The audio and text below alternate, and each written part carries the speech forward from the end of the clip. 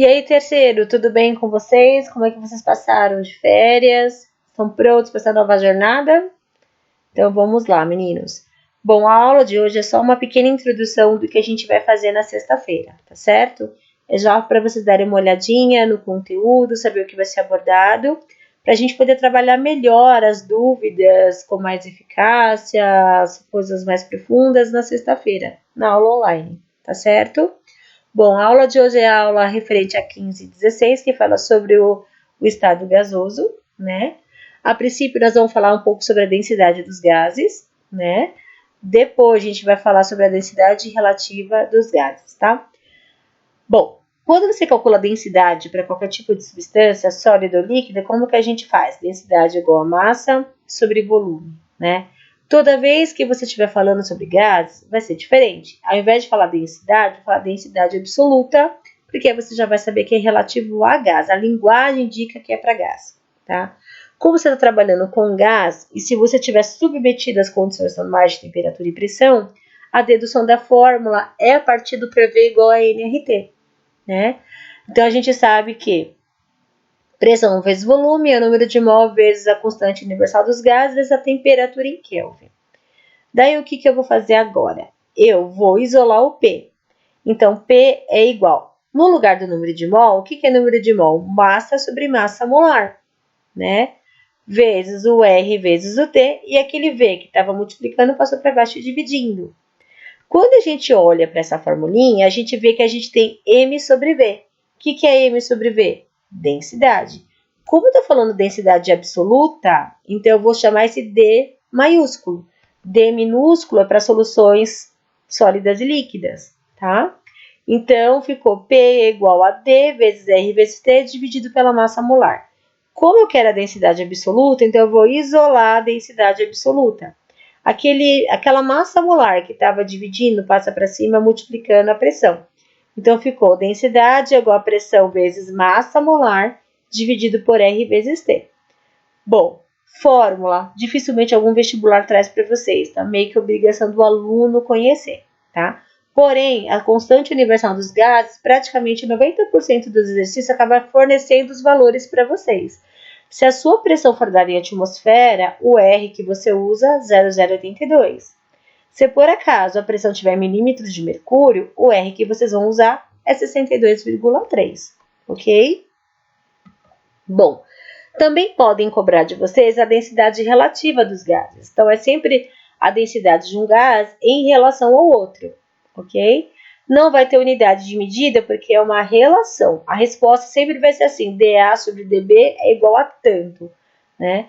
Então, você vai perceber que aqui não tem unidade de medida.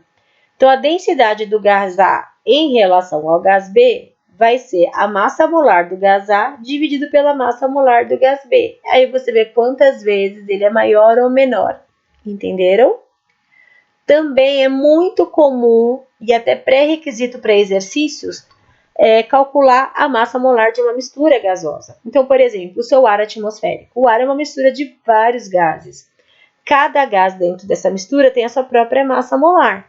E a gente já sabe também, por exemplo, que no ar atmosférico, que cada um tem a sua pressão e volumes parciais. Vamos supor, a pressão atmosférica é igual a 1. Então, eu sei que a soma das pressões individuais de cada gás vai resultar em uma atmosfera, né? E essas somas individuais, né, que a gente fala, né, de cada gás, é dada em fração molar ou em porcentagem. Então, se eu tenho uma mistura, por exemplo, de dois gases e falo assim para você, olha, eu tenho uma fração molar do gás X de 0,3 e do gás Y de 0,7. Então, eu entendo que tem 30% de um gás X e 70% do gás Y, tá?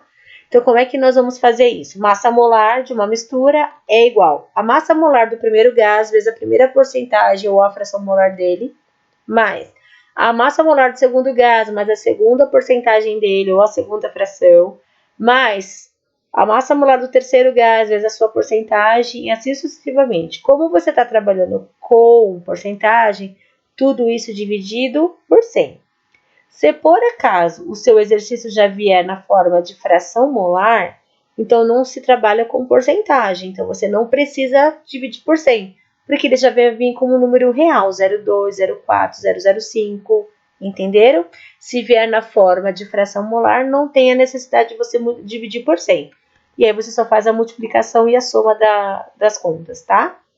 Tudo bem? Ah, detalhe. Daqui a pouco eu vou ensinar vocês como calcular a massa molar do ar atmosférico. Isso é um pré-requisito do aluno e o exercício não é obrigado a fornecer. Meio que é como se fosse a regra geral da CNTP. Uma atmosfera, um mol representa 6 vezes 10 elevado a 23 moléculas ou número de átomos, que tem um volume de 22,4 e assim vai. Então, vocês vão perceber que alguns exercícios de vocês requerem informação a respeito dessa massa molar. Então, a gente tem que aprender a calcular para ser pré-requisito, tá bom? Bom, agora a gente vai falar sobre as propriedades de difusão e efusão gasosa, tá? É assim, quando eu falar em difusão para você, o que é difusão? É o ato que os gases têm de se misturarem e formar um sistema homogêneo. Então, vamos supor, eu coloco uma mistura de 2 gases no mesmo recipiente e aí eu espero formar uma mistura homogênea e aí eu vejo que eles se difundirem. Então, isso é uma difusão. Então, vamos supor, no primeiro exemplo aqui, você vê que tinha uma membrana, né, uma portinha ali. Na hora que eu tirei, os 2 gases se misturaram e formaram esse sistema homogêneo, tá? Então, difusão é quando eu misturo um gás a outro gás, tá? Quando falarem para você efusão, a efusão é uma válvula de escape, né? É o movimento que as partículas fazem para procurar uma saída. Por exemplo, aqui nesse exemplo, tá vendo que você tem a divisória e tem um recipiente, tem uma válvula de escape? Então, aqui do lado esquerdo, por exemplo, eu já tive uma difusão. Só que se tiver passagem, esses gases vão passar por esse orifício e migrar para o outro lado. Então, esse momento da passagem, que é a nossa saída, é chamada de efusão, tá? E quando você fala sobre difusão e efusão, é comum cobrarem de vocês a lei de Graham, tá? A lei de Graham que fala o seguinte, ela compara os volumes dos gases que você colocou dentro do recipiente em relação às raízes quadradas das suas massas molares, tá? Agora, toma cuidado. Essa fórmula de Graham só vai valer se você estiver nas CNTP. Se você não estiver nas condições de temperatura e pressão, você não vai precisar fazer essa fórmula, tá certo? Então, como é que faz? O volume do gás A em relação ao volume do gás B é igual à raiz quadrada da massa molar de B em relação à raiz quadrada da massa molar de A. Você vê que a gente inverteu as incógnitas, tá? É sempre assim. Então, você presta atenção na pergunta do exercício. Sempre ele vai falar assim, olha, faça uma relação do gás carbônico ao metano. Faça uma relação do hidrogênio ao nitrogênio, por exemplo. É sempre de um a outro, para você ver quem vai em cima e quem vai embaixo e como que você vai inverter, tá? A massa molar da mistura gasosa a gente já falou naquele momento que eu já tinha colocado, né? A massa molar do ar atmosférico. Então, a gente vai fazer isso hoje, tá? Agora. Por quê? Porque é pré-requisito, como eu disse. Então, tem exercício que não vai te dar essa informação e você vai achar que está faltando informação e não está, porque depende de vocês, tá bom? Bom, primeira coisa, há necessidade de vocês saberem a porcentagem de cada gás na atmosfera. 78% do ar é constituído de nitrogênio. Aproximadamente 21% é de oxigênio e muito próximo de 1% é de argônio. Então, isso é uma informação que o aluno tem que saber.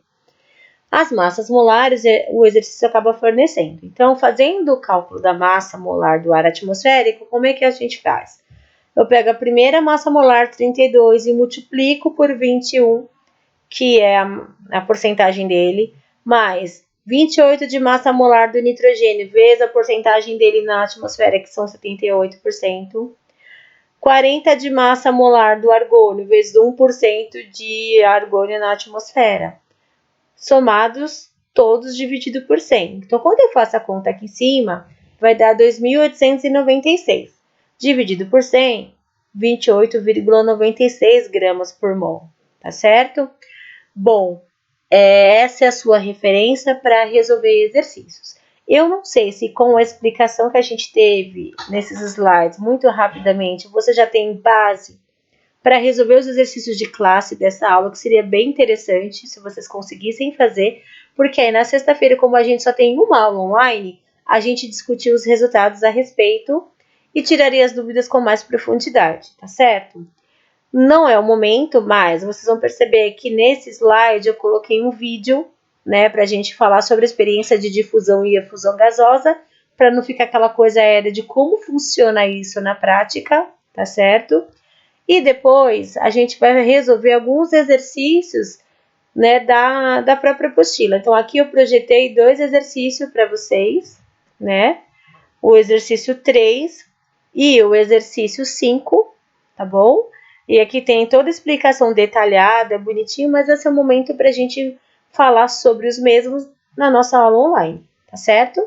Eu desejo para vocês uma ótima semana. Eu sei que a primeira semana vai ser punk mesmo, né? Aquela fase da adaptação, os horários de vocês devem estar todos bagunçados, mas a gente vai se agregando, tá bom? Beijão, terceiro, fiquem bem. Qualquer dúvida pode mandar pelo WhatsApp que eu estou à disposição. Fica com Deus.